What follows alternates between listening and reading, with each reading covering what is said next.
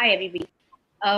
If you can see this, welcome to Global Learning's Future of School. We are going to be, we have Namita Devidayal in conversation with Andreas, Wendy, Zen, Shaheen, as well as Almas. We are here today to talk about the future of school, and I'm actually not going to spend too much time sharing what we're going to be talking about with you. I will just get you through one quick thing, which is that today, for all the people in the audience, we will be taking your questions and your thoughts through Slido. So make sure you go to slido.com, and this is your code 2169670. It's 2169670. We'll keep putting this up on the live stream as we go along. But before we do that, let's just, I'm going to hand over to Sandeep and he can take over from there. Remember 2169670 for all your questions. Thanks so much for that, Arshia.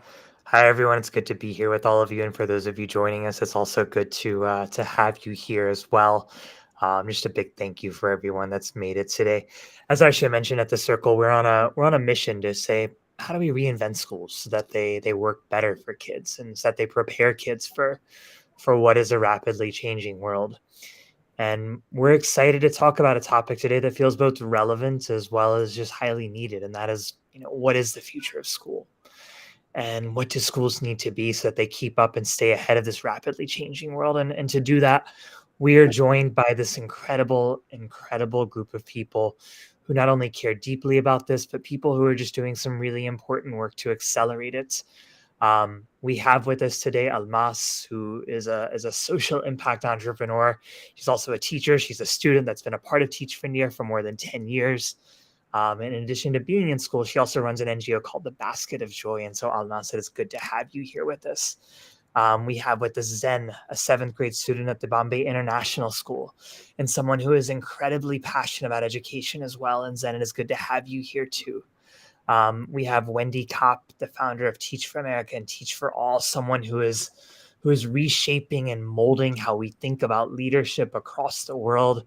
Wendy, a big thank you to being here as well. We have with us Shaheen Mistri, the founder of Teach for India, and before that, the founder of the Akanksha Foundation, someone who is always innovating among many things, and someone who is just reshaping how we think about power, how we think about the role of children in today's education system, not only across India, but across the world. And Shaheen, thank you for being here as well. We have with us Andrea Schleicher, someone who is the Director of Education and Skills for the OECD, is most well known for his groundbreaking work overseeing PISA, an assessment that has changed and is just changing how we think about education across the world. And then finally, we have with us our moderator, Namita Devidayal, a senior journalist with the Times of India, the author of several books, and someone who is just influencing the conversation in India in countless ways. And so Namita, a big thank you as well. Folks, it is incredible to be sharing this platform with all of you as someone who knows each of you in various ways. Like, it's just a privilege to be here. It's been a privilege to be able to be a part of your journeys, to watch your journeys. And I can't think of a better people to be anchoring this conversation. And so an enormous amount of gratitude. And Namita, I'm going to hand this over to you to take us forward. Thank you, Sandeep. Thank you so much. And at the outset, I should say that I am not from the field of education, but I think it's equally important to be a parent and an observer of our world and what we're creating, for our future generations. And so I hope that this conversation can really navigate a lot of spaces and bring us some insight. And I am an old friend of Shaheen's and an abiding fan. And so I think, just like she does, as always, conned me into doing this, and I'm delighted. So to start with, I thought that we should ask all of you to talk a little bit about your personal journeys for many of us who may not be familiar with them. And perhaps we can start with Wendy. A little bit about how you started, first Teach for America and how it sort of grew into Teach for All and where you are today. Thank you. Well, I got started and it's such a pleasure to be here, and I'm looking forward to learning from you all on this topic as much as anything. And I'm really inspired about what the circle is working to do. So thanks for including me. I got into this work over 30 years ago when I was a senior in college and thought of the idea of Teach for America. Essentially, why wasn't our generation being called upon as aggressively to channel our energy into schools in our country's low-income communities as we were being called upon to put our energy into banks? And that started a journey that I feel so privileged to have been part of this work that has enabled me to see, schools and classrooms all over my own country, but at least as inspiringly now all over the world. About 17 years ago, I met 13 people, including Shaheen Mistri, from 13 different countries who were just really interested in doing something similar to Teach for America in their countries. And that is what inspired the Teach for All network, now of 60 independent, locally led organizations in 60 countries around the world that have all come together around this purpose of developing collective leadership to ensure all kids fulfill their potential. And I think this journey in particular, all the incredible, brilliant, diverse folks across the Teach for All network have really reshaped my own understanding about what we need to be working towards in education. I think so many of us, came to this because we were so driven to create a more equitable world, a world in which all kids have the chance to attain an excellent education. But I think over time, we've just all realized that catching kids up in an outdated system doesn't get us where we need to be. And so we need to be working both towards equity and towards really reshaping what we're working towards in education so that students are developing holistically as people who can shape a better future for themselves and for all of us. So that's a little bit about what brings me here. Namita, thank you. Thank you, Wendy. Thank you. Andreas, we'd love to hear from you a little bit more about your journey. Yes, thank you very much. And first of all, if you think, there are people who can transform education and reimagine it, it's people like you. Don't believe there's going to be a magic politician who's going to sort that out one day. What policy can do is to provide the conditions in which you can do your work really well. But ultimately, transformation, and that's not just true in education, in any sector, really depends on the people at the front line who know the students best and who can reimagine the learning environments. And really, I think that's why I think the conversation you're having here is really important. I started to look at this from the other end of the spectrum, doing international comparison. And often, we go into this with the assumption that poverty is destiny. There's always going to be children from disadvantaged backgrounds who are having difficulties, and then students who are lucky basically get a good education. Actually, when you look at this around the world, you find that's not true. Actually, there are some education systems that became really, really good in giving all children an excellent education. And some countries that have become a lot better in doing this. And that really got me interested, that actually these are not big, immutable kind of issues, but we can do something about it, and we can learn from and with each other on what the policies and practices are, and in particular, what are the conditions actually to build, as Wendy said, leadership, talent, and create an environment where great people want to work and where great people can do really, really good work. And so the comparative perspective is really what we often lack in education. Education is, dominated by many ideas, many beliefs, and actually we know very little. And what I found very quickly is that in the medical sector, we spend about 17 times as much on innovation and research than in the field of education. We know it's really important. We need to be at the frontier. We need to, when there is a new kind of pandemic, we need to do something about it. In education, we don't have that mindset. We often treat education as an individual art. And so making education not less of an art, but more of a science really was very much what I try to contribute to that. People look more outwards, and I think it's not just true for systems. Often you have teachers not knowing really very much of what neighboring teachers are doing. We don't have that collaborative culture that actually can change practice and reinvent practice. You don't invent education and pedagogy as a single teacher. You can be a genius, but you will not do that. You can only do that by building that new professional culture and that collaborative culture. So looking outwards, showing people what's actually possible. Another thing that people say is, oh, you have to be a rich country to provide a good education system. It's not true, actually. You see some countries that have actually quite modest resources that have built a really, really good education system. Look at, Vietnam as an example, or Estonia in Europe. They're not rich countries that belong to the poorest in the region, and we're able to change the needle. So I think actually Andreas, I'd love you to talk a little bit about one of those countries, at some point in this discussion, because it's great to have live models that have worked and see what we can learn from them. Thank you. Yeah.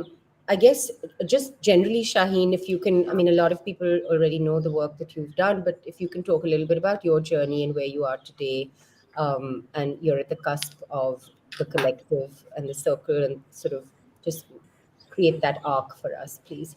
Yeah, thank you, Namu, and hi everybody. It's great to be here. When Wendy was starting Teach for America, around that time, I was starting Akanksha. I started my journey as a teacher, and spent many years working very closely with children and with teachers.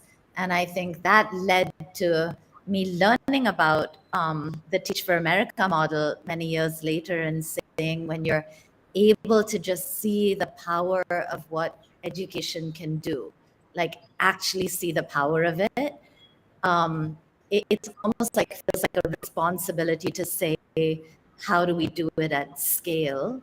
Because it's so important and it's so transformative. And so that's really been my journey, to try to take the idea that Wendy had originally and say, how do we build a national movement within India of leaders who really transform children's lives and transform the very system of education that all of us know is just outdated and not working anymore.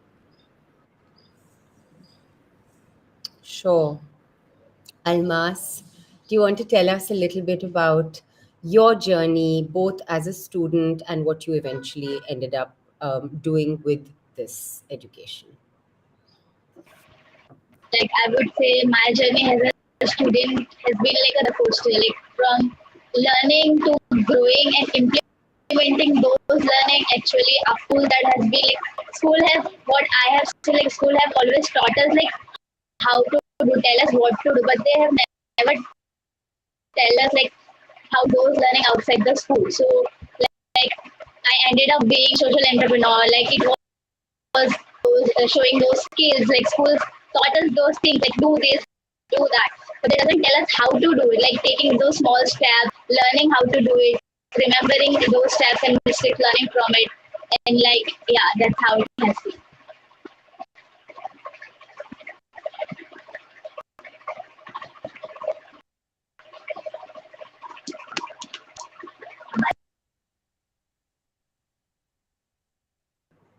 I'm so sorry, I was on mute.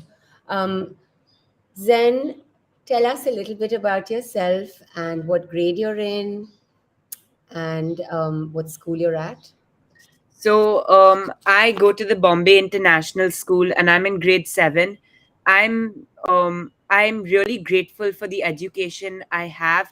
Being an IB school, there's a lot of focus on inquiry-based learning and holistic development.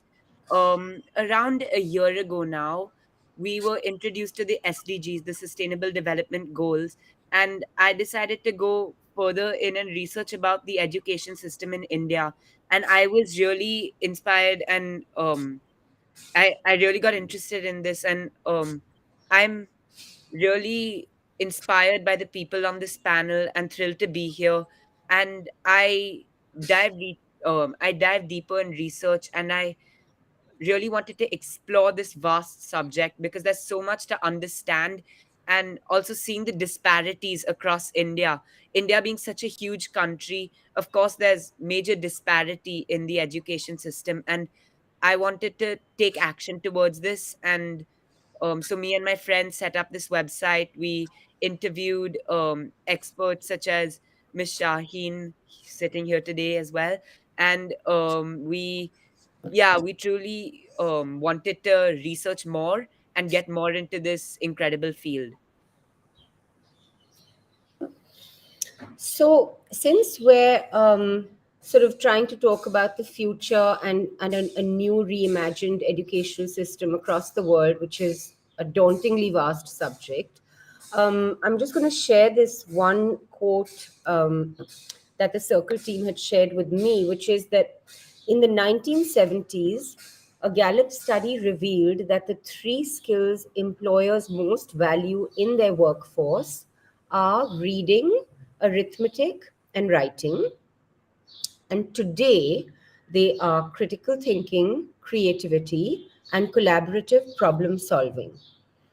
And I'd like each of you all to talk about this in the context of, well, you know, we've been through a pretty dramatic couple of years, and it's very evident that a lot of the certitudes that we've had and the hierarchies that we've sort of taken for granted have been, broken down, and everything's almost topsy-turvy, which is incredible because it gives you a starting point where you can really reimagine things on many levels, starting with the whole technology platform being used to create more equitable education to some extent.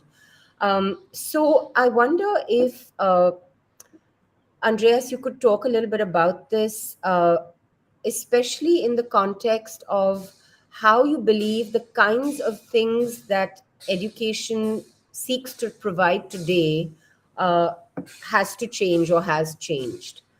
It's clear, it's very clear. I mean, one can see it anecdotally all around, you know, that the kinds of empathy and compassion and understanding, and I think above all, being able to navigate the change seems to be one of the most important criteria. So how do you feel that's going to happen? Is it happening already? Or is it just going to create further inequity? Yeah, very good questions. We looked at this from the other end. We can see very clearly what the drivers are for those new competencies that you outlined. The kind of things that are easy to teach, easy to test. The reproduction of subject matter content is now done by technology. Yeah. The world no longer rewards you just for what you know. Google knows everything. It rewards you for what you can do with what you know, and it rewards you for being able to work with people who are different from you.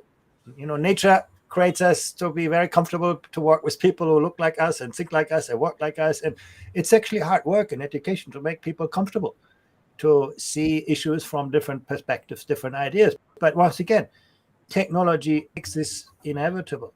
Technology is going to put you into those echo chambers where you are, pushed to, where your own beliefs are reinforced and you are, not looking at other aspects. So I think that's very, very clear. The world around us demands a very different range of knowledge, skills, attitudes, and I would also include values. I think often we see them at the margin of education, but actually probably they need to become very, very central to this. So you can actually make a science out of this. It's not just postulating, certain competencies. You can actually make this quite clearly visible.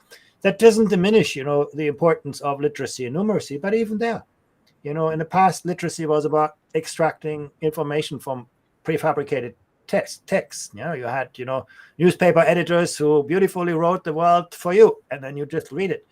Today, you get your answers on Google, and you have to navigate between 10,000 different kind of answers. And so even the standard kind of repertoire of schools needs to be fundamentally rethought, and that will continue to evolve. I think the biggest mistake we could make is say, okay, we have figured out what you need to learn. We now build a new curriculum, then educate teachers to do that.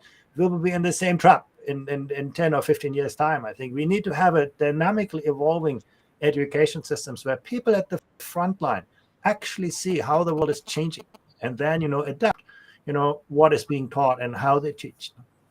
So, Wendy, I'm curious if you were to think of one sort of broad overriding intervention that would bring in this new thought process. Can you sort of come up with that? Like, I mean, it's very obviously broad question, but is there anything that comes to mind on, especially on the idea of being able to navigate uncertainty and change, which is really not something that's taught in traditional schools with the traditional curriculum, you know? I mean, what's coming to mind for me, you know, as a network, we stepped back probably, I don't know, 8 or 9 years ago and really asked ourselves, I mean, first of all, what are we all working to accomplish together over the next 25 years? And part of that was like, really, we were trying to rethink our vision. And which has historically been one day all kids will have an excellent education, but what do we mean by excellent education, right? So we were asking the question, we started by looking at where will the world be in 25 years, right? And because that was the starting point, we were looking at how much the planet is degrading and the economy is changing, and it was super overwhelming when you think about that, right?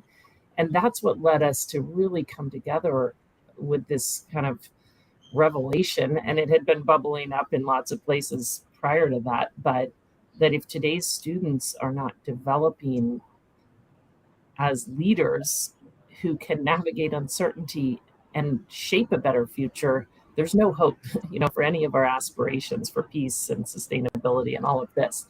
And from that point, we started rethinking, you know, everything. Like, what is it that differentiates teachers who are actually developing their students as leaders? What are they working towards? And, you know, what has emerged from those studies is, you know, a framework that, you know, lots of people have different frameworks about what they're working towards, but at a high level, we need to be developing students' agency, their awareness of the world and of their place in it, their sense of well-being so that they can bring their full selves, you know, their sense of connectedness and empathy to others, and their problem solving and critical thinking skills. Like, I think it's no one thing that will prepare people to navigate uncertainty. It's like we need to develop them holistically. And so I guess my overarching thought, and I'm thinking about a school I was visiting 3 weeks ago in Colombia. And Shaheen, your personal impact is being felt in this village in Colombia, in this school. No kidding. In the sense that I think it was so much Shaheen and Teach for India and the Kids Education Revolution that kind of put forth across our network this notion that we need to be developing students' leadership today. And we went to a school and we went there because it is known as having the highest academic outcomes in a particular place. But we walk into this school and there's a band and there's so much. In fact, I just pulled up a testimonial that a girl gave to me, a student, that I'm going to read to you really fast. She says, it's a whole letter about her school. And in the second paragraph, she says, love, a word that everyone knows, but only some find its meaning. This place shows the true meaning of love and service because it is present in all of our work. I used to think that school is just a cycle in which each one had their individual process, but here I found another family. And, you know, I guess it just really brings to life, and that too is an idea that Teach for India has put everywhere, right? Like, we need to lead with love and put that at the center. And I think that is part of what we need to do. Like, we need all kids to feel loved and supported and like they're part of and contributing to a community.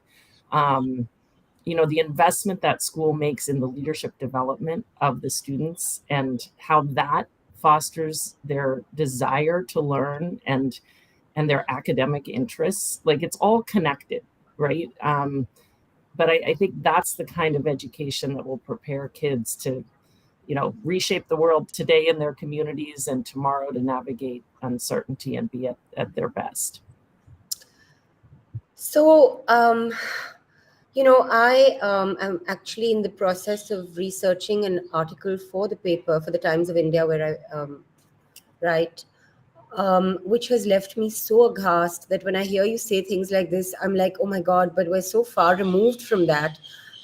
This is really about how the whole informal tuition system that has sort of developed around schools is entirely geared towards, a very aspirational, a very anxiety driven sort of student outcome. And I'm seeing that in a lot of elite schools in India, especially, because I think we've, kind of made it a very, a very sort of like uh, acceptable thing to have this whole expensive informal education system. So, how, Shaheen, maybe you can address this question because it causes me a lot of distress, both personally and on a wider scale. There seems to be this growing aspirational community of kids and parents in education in India who are so kind of competitive that they've lost sight of something, and there's any amount of money being just shoved into a goal-based education rather than the kinds of things that Wendy just described. And then the rest of the world just seems to be scrambling around trying to figure things out, and it's all very sort of discombobulated. And I wonder if you can talk about, because you have successfully bridged many of those spaces, at least in India. And so, can you talk about that? Because we do live in a country where the inequity is at a pretty phenomenal level. Um, Yeah. Yeah, thanks, Namita. I mean, I don't think there are any easy answers to what's going to reverse it. I think, building on Wendy's point on student leaders, I think we need to nurture student leadership proof point by proof point. We need proof points at the student level, at the classroom level, at the school level. And then I think we need to amplify those examples to make people see that it's possible. We have to continue to evolve and cull out what has led to that, and then spread that in the best way possible. And I think at the root of it, for me, is people. I think, we tend to look for silver bullet solutions. And while, of course, there is an important role for curriculum and technology and infrastructure and all the other pieces, the single most important component is the human being. And so how do we infuse the system at all levels with the leadership needed to have this different vision and be committed to the really hard work that it's going to take to translate that into reality. And we couldn't hear Almas too well in the last piece, but like the enterprise she has started called Basket of Joy is just unbelievable. Like, she started this when she was in school. She wanted to serve not just one aspect of a disadvantaged population, but multiple. So she decided to source baskets from commercial sex workers and give them an income. She then filled those baskets with fruits sourced from farmers, organic fruits. She then hired a service, a delivery service with hearing impaired couriers to actually deliver these baskets to people. And she figured all of this out when she was in school. And this is unbelievable. But the real power is to say, how does Almas's story stop becoming a story? And how does, as Andreas and Wendy said, how do we make school about getting kids to be in touch with what they really want to shift in the world, and then drive their learning through the solving of real things around them and the creating of real things around them.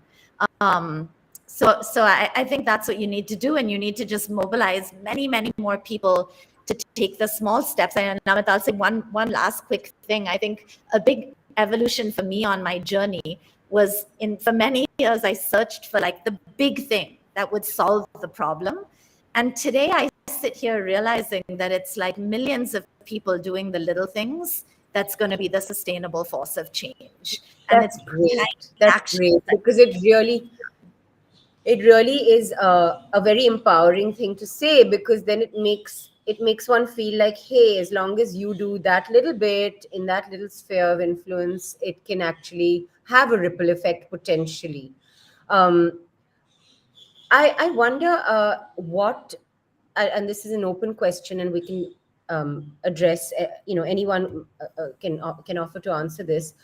Do you believe that having more integrated schools that bring together people from different backgrounds in terms of their personal challenges and their class backgrounds, and sort of like, is one of the solutions? Because I know that some schools in India have experimented with that in certain states. I'm not sure where that leads, but Andreas, would you maybe address that? Have you seen that happen in any countries where it's worked, or has it led to, what we call jugaad over here, where people just change their dresses and try and get around it?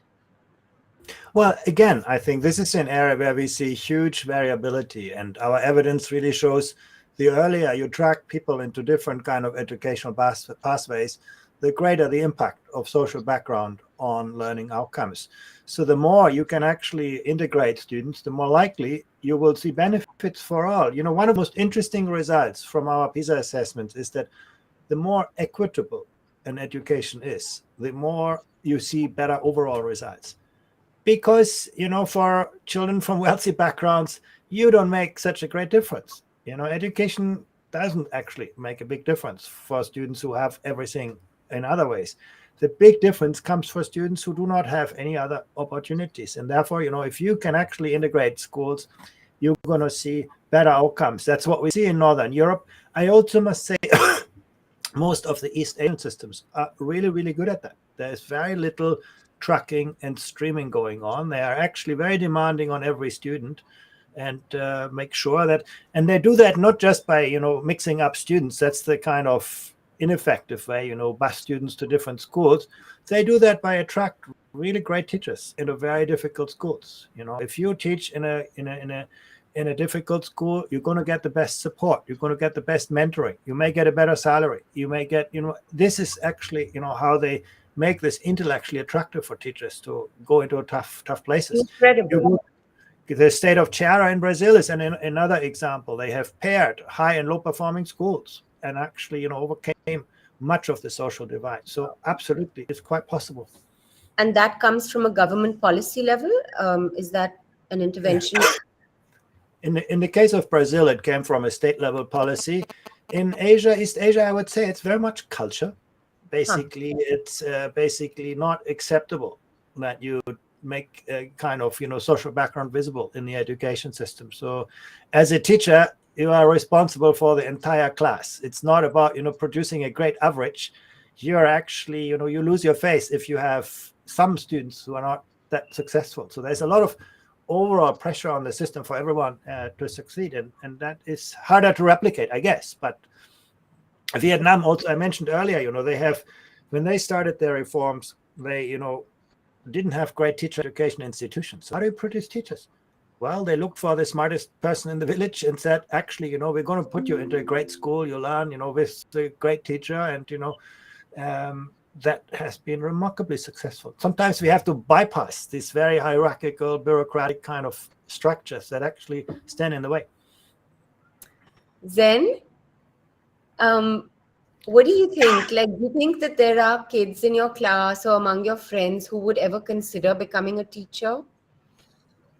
So I'm not too sure about that one though. However, I do believe that as a school in general, we focus a lot on action taking. So there's a lot of focus on development of many skills for which you need that. It goes beyond the standard academic knowledge, focusing more on skills such as critical thinking, creativity, problem solving, etc. So skills like this that you truly need for the future and to truly make an impact in the world is what my school in general focuses on.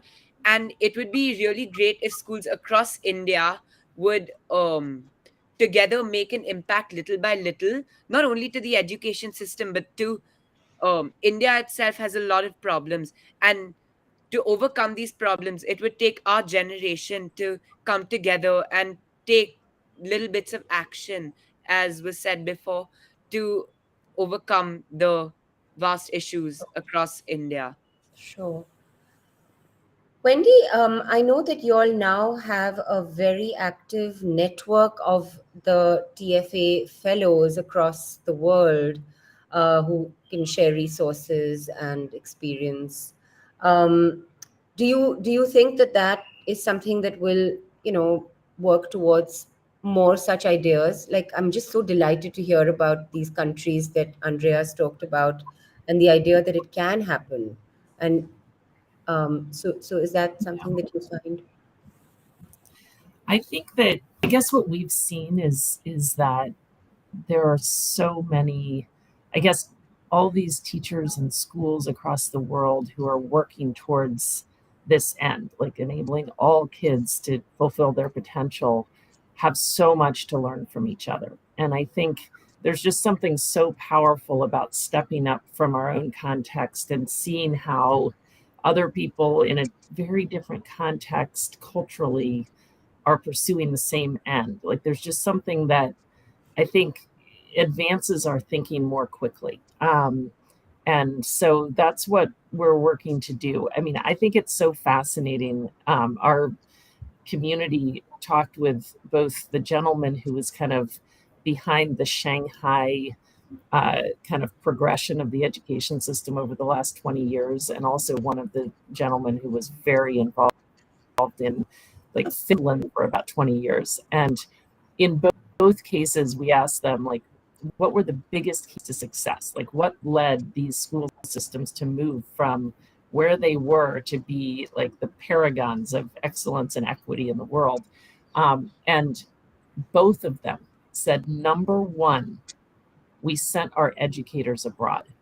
Both of them had the first, and we never talk about that in education, right? But both of them said, sending our educators to learn from others around the world was the first thing we did that helped us on our way. How fascinating is that? So I think we need to do a lot more, engaging with other incredible educators around the world who are working towards the same ends. And that is one of the things we're trying to foster at Teach for All, just enabling, teachers and school leaders and school system leaders to learn from each other across borders. Wonderful. Almas, can you talk a little bit about the school that you were at while you were a student, and what you think was the gap that the Teach for India fellows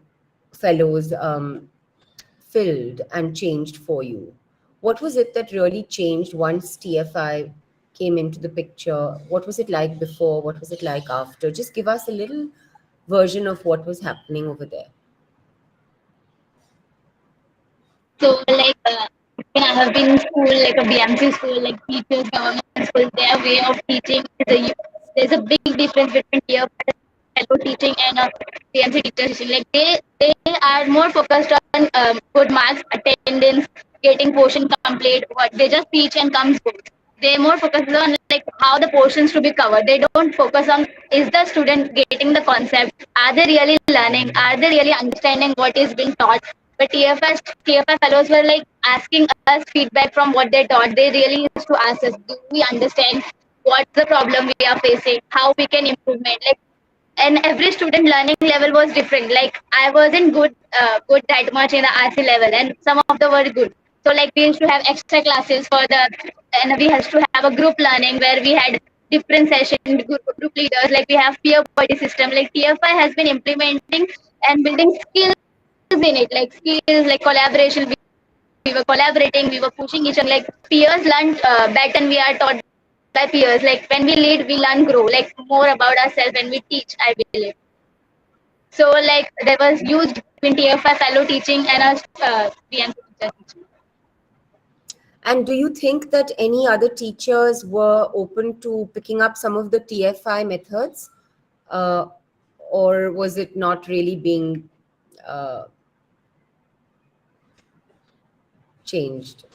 I still remember like when I was in secondary school, when I was in 9, 10, 10, like our school was more focuses on our grade. Like we are in 10th, we were not having like I was the head girl of a school that time, and we were having like each students were interested in different of interest. Like some wants to play football, some wants to do a change maker, some wants to do some project they want to lead. But our principal said you need to focus on study. We won't allow you to do extracurricular activities.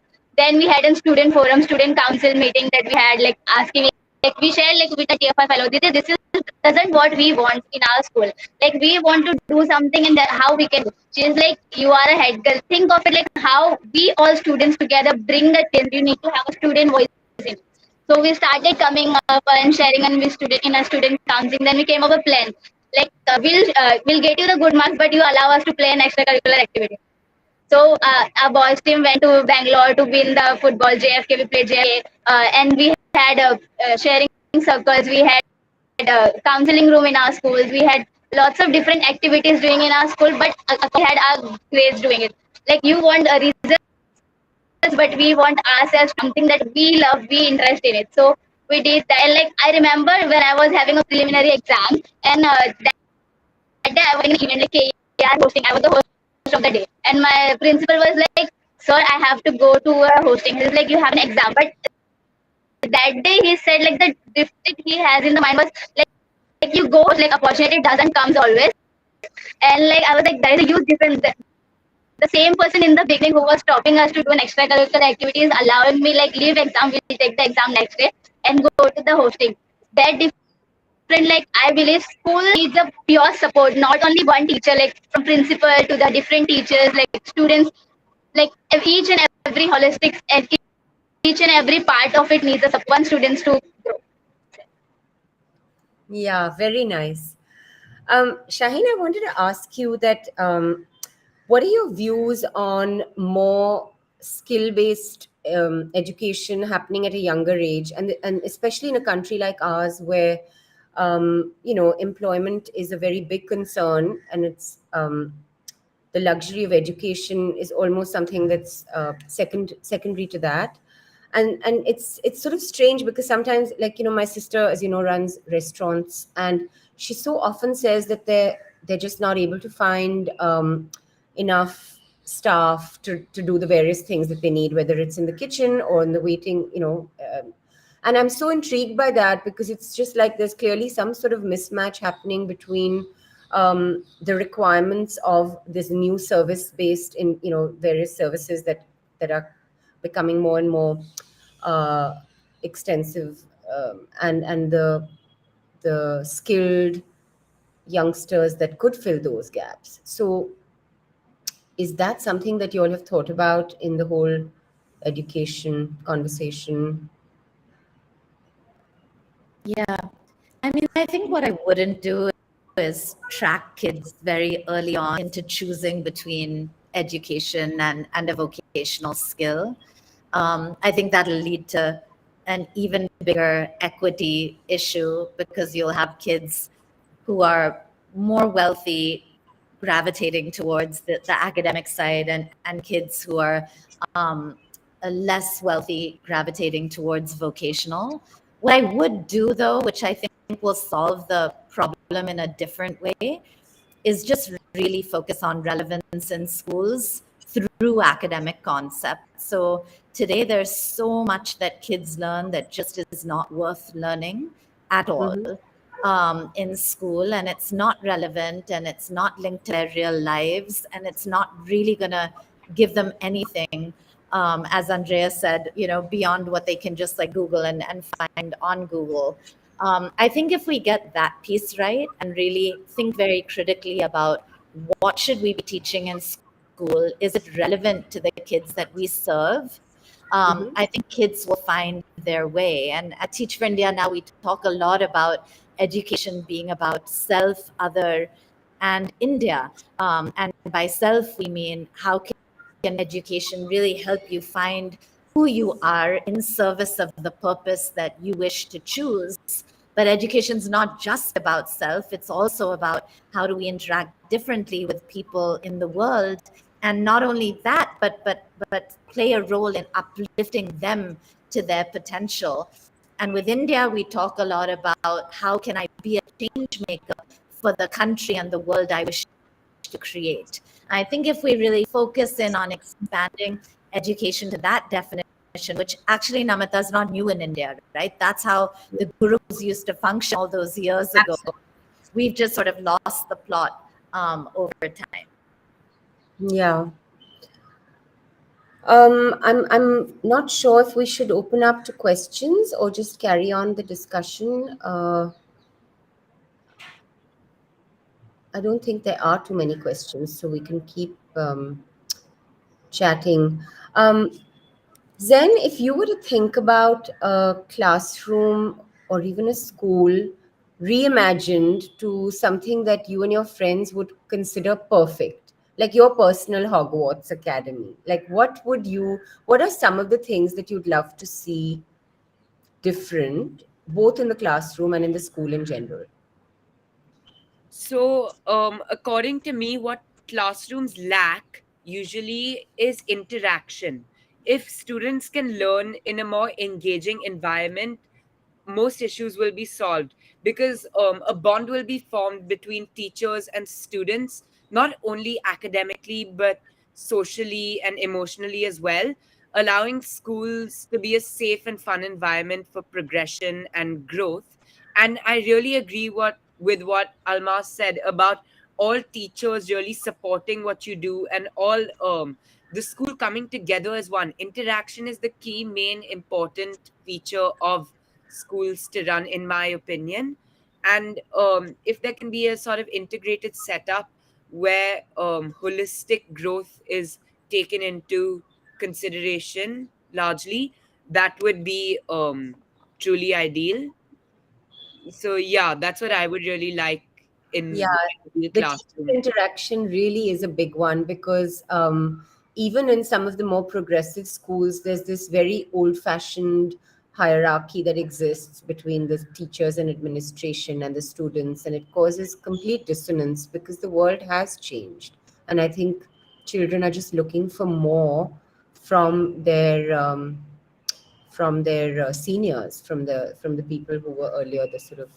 So yeah, I mean, I guess what would you recommend, Andreas? You have worked, I know, in India, and the PISA reports that didn't go down too well, I believe, coming out of India. How would you recommend the motivation levels, the inspired levels of teachers change across the board? Is there something that you can think of, given the scale, the scope, the inequities in India? Yeah, motivation always depends on, what we do and how we work. If you work with colleagues you trust, if you work in an environment where you find enough empowerment, actually you don't usually worry about motivation. The demotivation comes usually from disempowerment, from a lot of vertical structures in the system. And I do think that's something India needs to look at. The system is still very kind of formal and very kind of heavy in terms of its architecture and design, and in terms of its employment structures and so on. And I do think in the world in which we live, resilience, frontline capacity are no longer luxury. You need it to adapt learning conditions to. And I think that's something that is difficult, because where you take leadership capacity from. But I do think this is where India needs to invest. And I actually think Shaheen's work, Teach for India, is actually doing exactly that. I think the question is how you can put that to a larger scale and involve not just teachers who come from the outside, but every teacher in the system.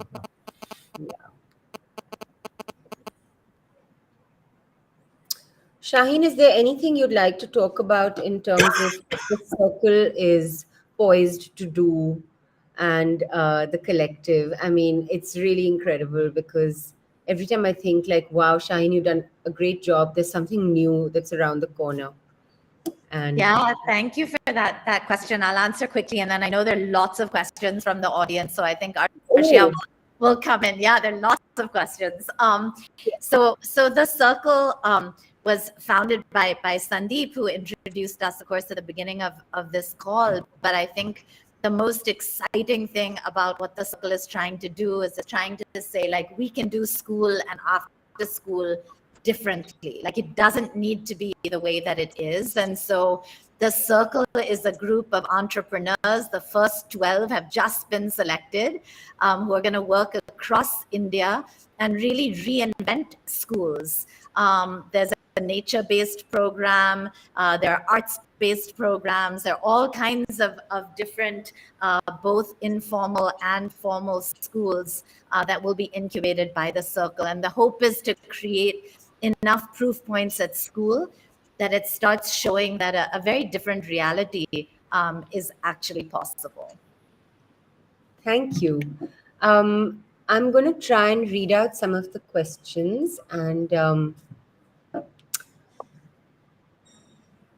yeah. So, is it possible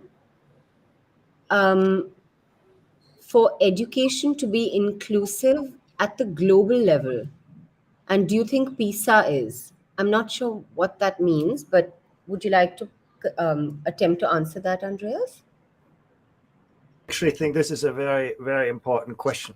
You know, I firmly believe if the world would get its act together to collectively invest in those education systems that are needing most progress, we would actually change the world. If everybody, you know, just tries to achieve marginal improvements in their own system, it's going to be very difficult to see. So I do believe that we need to look at inclusion at the global level much more seriously. You know, in a way, the good thing of education is that the world does have the resources for that. You know, if you actually look at the cost, it's not breaking the bank of anyone. Actually, that's different, you know, from climate change and those kinds of big problems that, you know, we don't have yet the tools. But for education, the world has the resources, the world has the tools. I think we should just focus them on where the problems are most urgent. I would say the same within countries. You know, we often have this one-size-fits-all system. We spread money, you know, equally across the country. We have to become much more nuanced to align resources with needs to ensure that the money works where it can make most of a difference. So absolutely. And, you know, that's what we are trying to achieve with PISA, creating awareness of that. You know, we actually can show what not only the disparities within countries are, but what the performance gap is across the world and what would be needed to actually close that. We have a question, which is, what are some of the success stories globally where networks of schools have been able to fundamentally redesign or reimagine learning in schools? Wendy, do you have any knowledge about this? I guess I would say in so many different countries in the world, there are schools and groups of educators who are thinking about how we reshape the learning experience, right? Like, how do we rethink, you know, given a different objective, like, you know, providing a relevant education for kids that does foster their leadership and set them up to navigate uncertainty and shape a better future. What are the implications of that? I think there is a lot more to be done in every country to accomplish that. And so there's a lot more to be learned and a lot more to be done. I think what's encouraging is there's a lot more energy around this. That's what I'm seeing than there was, say, 10 years ago. But I think we're still far from being able to point to, you know, fully formed scaling networks of schools that are doing that, which is why I think the circle is so inspiring. Like, it will become one of them alongside others that are emerging in different places. Is it possible for companies to bring significant change in education like elsewhere without government intervention, or is it going to remain dependent on policy? Just to kind of add to that, Jitesh is online with us right now, the person who asked this question, so we can maybe ask him about the context as well. Jitesh, do you want to just ask that question independently? Yeah. Yeah. Hi. Thank you, Arshia. So yeah, whenever we talk about education, the discussion often veers into the direction of policy. However, in multiple other industries, we have seen that the significant changes have been brought about by single companies or a group of companies. So do you think it is possible for individual private enterprises to make significant changes, or is it going to be primarily driven by policies and governmental intervention? Andreas, can you answer that Yeah. perhaps? Yes. It's a difficult question. We do have some education systems that work on that basis. If you look to the Netherlands or Belgium in Europe, basically what the government does is provide the resources, but most schools are run by private entities. It's called a voucher school system. And actually, in those two countries, it works really well. But then you take Sweden, that introduced a similar philosophy in the 2000s, and since then has seen the school system going downhill. Now, what's the difference between those two education systems? Well, if you go to Belgium and the Netherlands, there's been a very strong policy framework behind that, framework that made sure that parents only have good choices. Parents are not great customers in education. The work that you do is not so obvious for parents. It's very hard as a parent to judge, whether a shiny school that looks very beautiful is really a good school with great teachers and so on. So that's what we saw in Sweden. There was a lack of a regulatory framework. So in response to the question, the more you rely on, private initiative, which can be a solution, the stronger your school system needs to be. And where we often make mistakes that we say, okay, we don't need a school system anymore. We let 1,000 flowers bloom and everybody does their own school. And then, actually you're going to see what you have seen in the case of Sweden or to some extent in the United States. So actually it's the combination of, a strong policy framework with individual and sometimes private initiative that can actually produce great things. This question, I think I'd like to ask Zen to answer. Zen, somebody is asking that with the enormous amounts, oops, that question just disappeared, sorry. But it was basically about, given the amount of screen time that children spend on devices today, do you feel like it's being adequately integrated into education? Is it sort of something that even teachers are empathetic towards, or is it still a generational problem where everybody's like, don't spend so much time? So, in my opinion, screen time is definitely an issue. However, if that balance can be cracked between education and screen time, and how to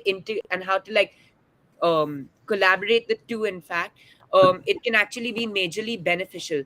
For example, the internet connects the world. So a child sitting in South India could learn a course in Mumbai that they could never do physically, but through the help of technology and with the help of the internet, it connects the world, it connects education, and helps truly grow a better system, if you know Yeah, what I mean. So absolutely. the screen time, of course, is a negative factor and could be a negative factor in many ways if overused. But if that balance is cracked, and if it's truly understood how to make education benefit from screen time, then I think it's truly helpful. We have a question that is, what is the way forward to collaborate on the ground? Here in India, many NGOs are doing good work, but still working solo and not collaborating and coordinating. Shaheen, you want to answer that? I mean, Is that an issue? yeah, it's so hard. I think there isn't a lack of wanting to collaborate, but I think everybody feels so stretched and under resourced that sometimes the important gets deprioritized, and I think as a result there remains a huge amount of reinventing, making the same mistakes, not sharing knowledge with each other. But I do think it's changing. I mean, at the beginning of the pandemic, one of my friends, Vandana, who went on to lead the Akanksha Foundation after I left, she just started a little WhatsApp group initially for us to coordinate. Today, there must be more than like 300 education leaders on that WhatsApp group. It's sustained now for nearly 3 years. There's like lots of collaboration happening on it, from sharing important articles to read, to job opportunities, to projects to work on together. So I actually think the pandemic was quite a turning point in getting people to just be having many more like real important collaborative discussions with each other. Oh, that's great to hear that, really, because it would be awful if one has to keep reinventing the wheel, endlessly. So, We have Anuradha joining us in the audience. hi, Anuradha, do you have a question? Yeah. So some of the work that I do at Teach for India is to do with measuring how well students and classrooms perform. And I was wondering if some of that could be extended to schools, right? Because typically we find that conventional measures include student outcomes in terms of reading comprehension, math, and so on. But what Almas said really stood out to me, that a mindset of a principal could actually make such a big change in how students of that school flower. What are some of those 2 or 3 metrics that reinvented and reimagined schools should be looking at to truly judge how well they're doing? Who do you want to address that to, Anuradha? I'd love Wendy or Andrea's perspective here. Would love a global perspective on this. Wendy, do you want to go? Sure. I think it's such a good question. Personally, I don't think there's one answer to it. Like, I think the key is to come together first around a kind of local contextualized vision for what you're hoping for your students. Like, given local values and context and culture and the challenges are facing kids in that place, and the pathways to opportunity in that place. Like, what is the kind of vision that you're working towards? And then we've actually developed at Teach for All a repository of all the best assessments we can find on a whole set of kind of holistic outcomes for kids.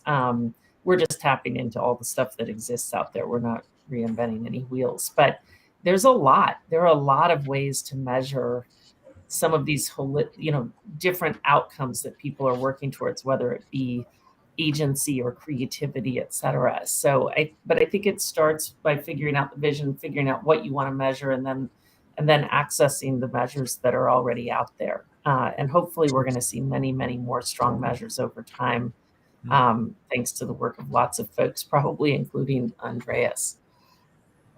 Yeah, actually, we are doing some really interesting work with the state of Delhi at this moment to measure social and emotional outcomes. And they have a very interesting framework for that. And, it seems impossible to measure, empathy and curiosity, but it seems impossible as long as you associate this with a traditional test. When you actually start to think differently about assessment, it's actually not that hard. I would actually say, our measures of curiosity and empathy and collaboration are, pretty robust, and they are probably as robust as what we do in a traditional kind of school subject. So actually, I think we just need to be more creative in the metrics, and I think there are now many really good examples. But it's worth for you to have a look at the work in Delhi, because they started out, I think, 4 or 5 years already ago to, frame those kinds of questions. So they are very advanced in assessing this. Thank you. Wow, that's incredible to hear. I'm really pleased to hear. Can I ask you to elaborate a little bit more about how you would assess those kinds of things? I'm very personally interested to know, because I really believe that's lacking in our methods of teaching and our priorities. Yeah, it's actually interesting. The first time I asked a foundation for support, because, those are the kind of things that governments will never, put their initiative, their weight behind. They will buy into this when it's established, but not to develop it.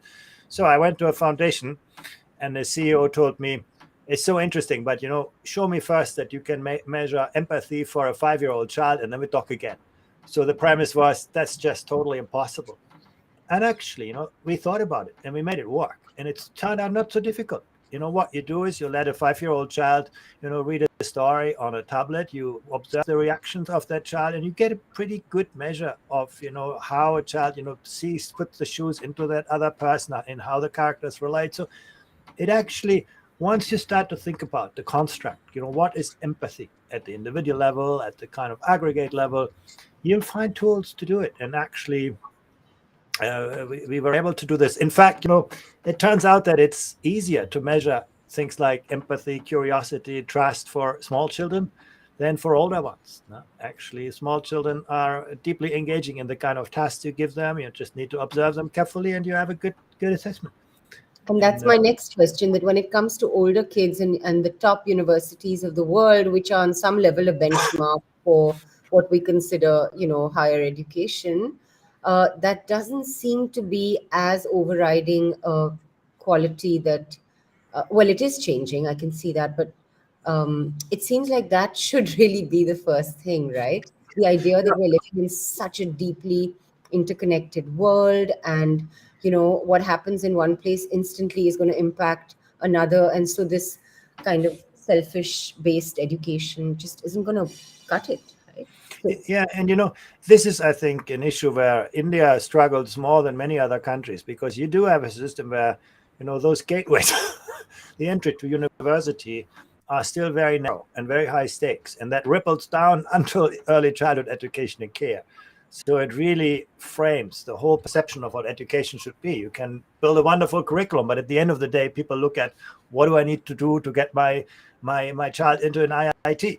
And I think changing the university exam system, I think, is a very difficult nut to crack, but I do think you will not see deep changes in education without addressing this. Why do I say this? Because, you go to Indian schools, and I've been to many, kindergarten and primary school are actually great. You see a lot of really innovative pedagogy. You go to middle school and secondary school, that's where, the whole system gets frozen, because that's where, orientation towards those gateways takes over. And so I think if you want to free up more space, and there are some countries in Asia that did that really successfully. Korea used to be like India, and actually has, changed the needle on this and built a more open, holistic way of looking at university entrance. But it's a hard thing to deal with, because Indian universities are highly autonomous, and so I think that's not an easy problem to solve.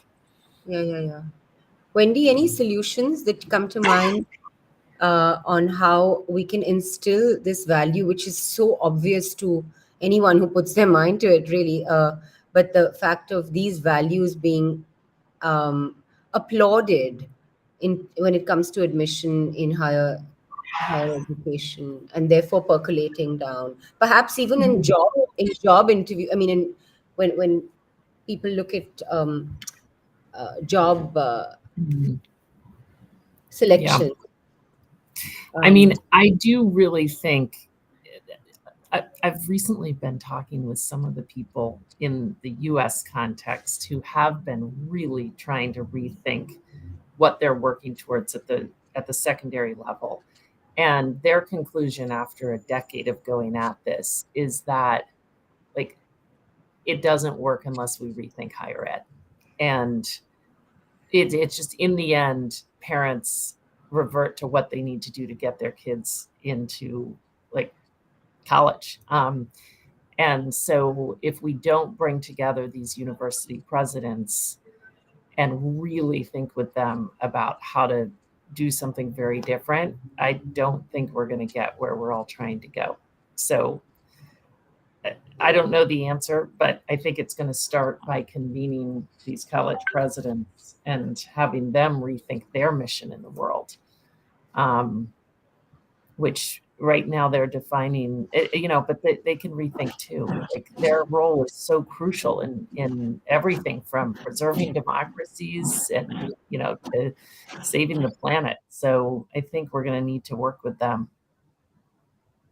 Maybe just one reflection. I actually think that time is on your side. I think universities that will not change their practice in the entries, they will disappear. Young people will take a lot more ownership over what they learn and how they learn and when they learn and where they learn. We're going to see micro credentials, much more granular degree systems replacing this very lumpy kind of traditional system. So, and that's already happening. So I actually think, it will be better for higher education to address it up front, but time will be on your side if you, take the ball and translate that into, good curriculum design and development. Namita, can we bring Anjan in? She's one of the new circle entrepreneurs. I think she has a question. Hi. Thank you for this lovely discussion. One of the things that I've been reflecting or contemplating upon is the fact that to a large extent, most of the parents seem to have a very narrow definition of what success is for their children and expect a certain amount of their academic standards that they had to continue for their children. So how are we preparing parents for the 21st century? Just like, to a large extent, I feel parents need to be prepared more than the children, because the children are ready for that kind of education.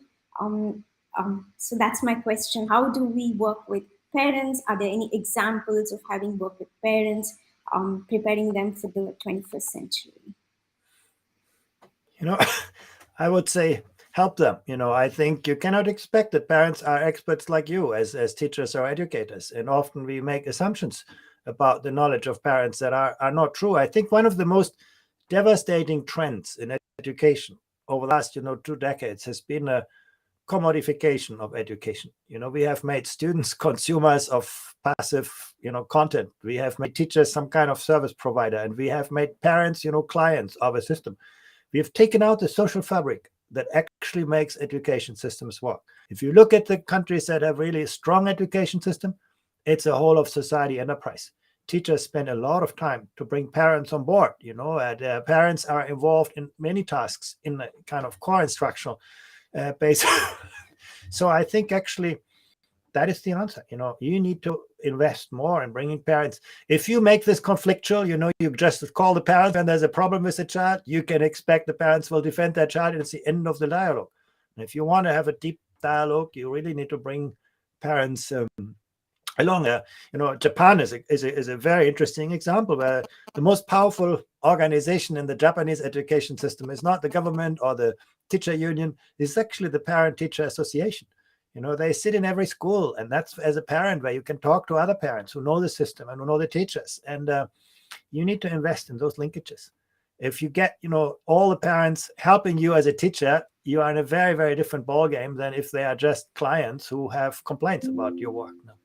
Mm-hmm. Thank you so much.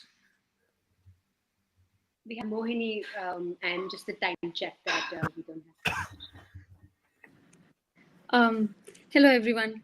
I will set a context and then I'll ask the question. So I've been a part of Circle, and I was reading this book called How Children Succeed, and there was this question that I came up with in my head that it talks about content and character both integrating inside a school system, right?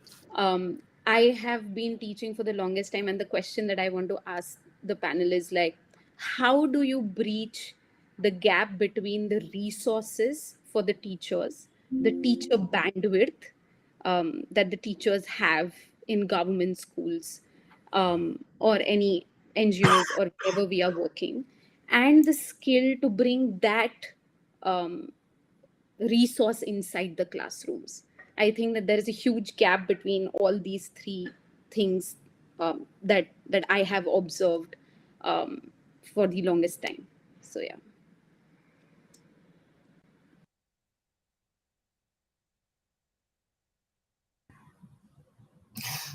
I think this is why we need the circle, and we need people like you to take on rethinking how schools work, because without taking a holistic approach to doing that, I don't know that we can answer that from here, right? Like, I think the key to teacher development is really what happens within schools and the culture and collaboration that's set up by the school principal, and getting all teachers, really invested in a particular mission, and creating the supports that enable them to essentially unlearn how they were taught and learn a different way of being, which will be crucial to work towards the vision and mission that hopefully they're invested in. But without rethinking the whole thing, I think it will be really hard to get there. Well, I think, are we ready to close because of time? Okay. Well, I really want to thank all of you. I mean, it's just so inspiring to listen to each one of you and to believe that there are so many possibilities. I mean, just some of the examples you all have laid out and the approach that you all have laid out seems to suggest that we're all on the right track. And so thank you so much.